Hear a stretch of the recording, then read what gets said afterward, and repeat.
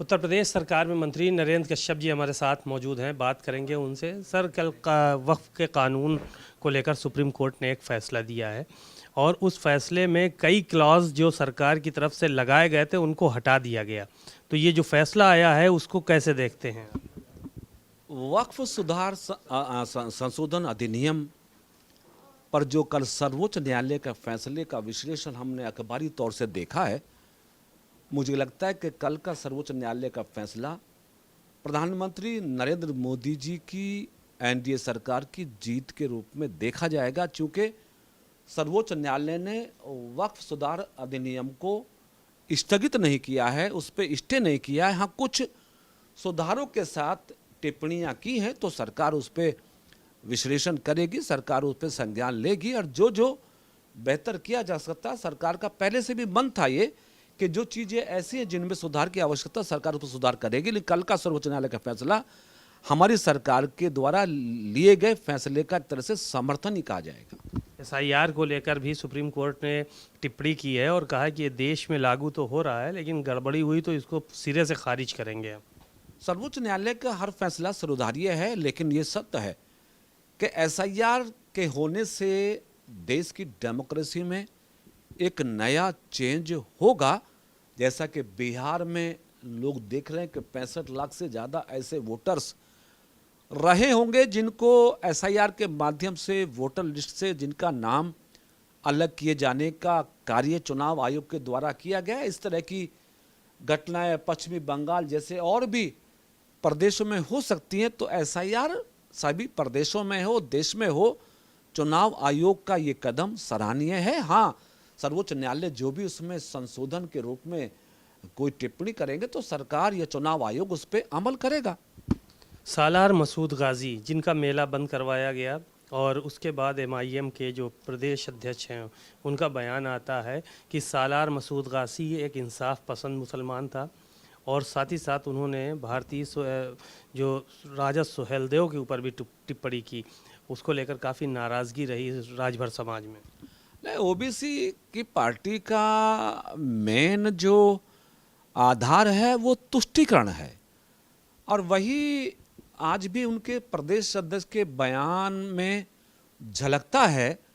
महाराजा सुहेलदेव के खिलाफ टिप्पणी करना और सालार गाजी की तारीफ करना, ये इस बात का संकेत है कुछ सियासी पार्टियां अभी भी तुष्टीकरण के आधार पर सियासत करना चाहती है, जिसे देश और देश के प्रदेशों की जनता ने नकारा है।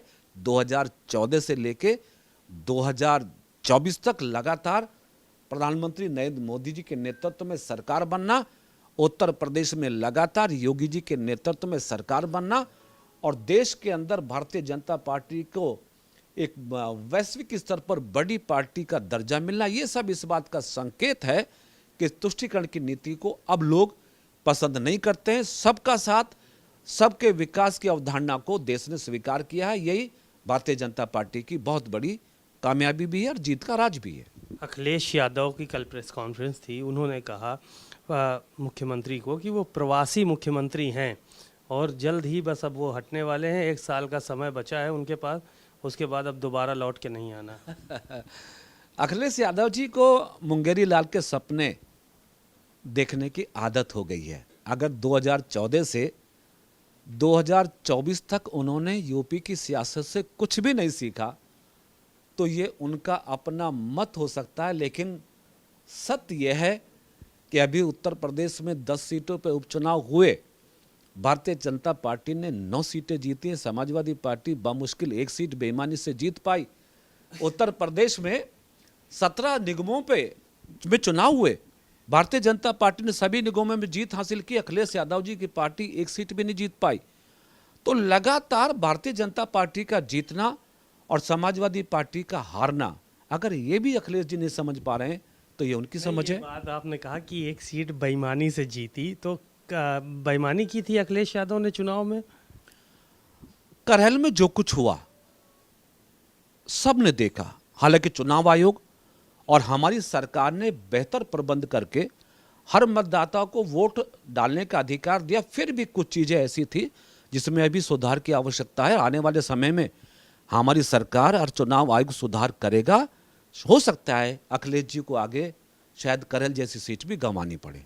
बेईमानी का आरोप तो आप लोगों पे लगाते हैं वो लगातार, कि जब पुलिस प्रशासन के और इससे चुनाव आयोग से काम नहीं चला तो आप लोगों ने रिवाल्वर तनवा दी वोटरों के ऊपर, ये तक कल कहा। श्री अखिलेश यादव जी और समाजवादी पार्टी के लोग और प्रदेश के लोग इस बात को जानते हैं कि अखिलेश जी ने 2012 से 2017 के 5 साल की सरकारों में कैसा शासन दिया, कैसा काम किया, कहाँ हथियार दिखाए, कहाँ दंगे हुए। यूपी की हिस्ट्री में शायद पहला सबसे खराब वक्त था कि 5 साल में 700 दंगे हुए अखिलेश जी की सरकार में।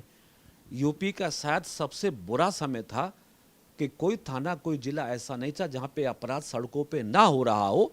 अब अखिलेश यादव जी को अपनी सरकार के दौरान के काम याद आ रहे हों और उसका आरोप भी हमारे योगी जी पे लगाएं तो प्रदेश की जनता तैयार बैठी है 2027 में फिर जवाब देने के लिए। शुक्रिया बहुत बहुत। नरेंद्र कश्यप जी को सुना, बहुत सारी बातें उन्होंने कही। कैमरामैन रोहित गौतम के साथ सीमा अब नकवी, भारत समाचार, लखनऊ।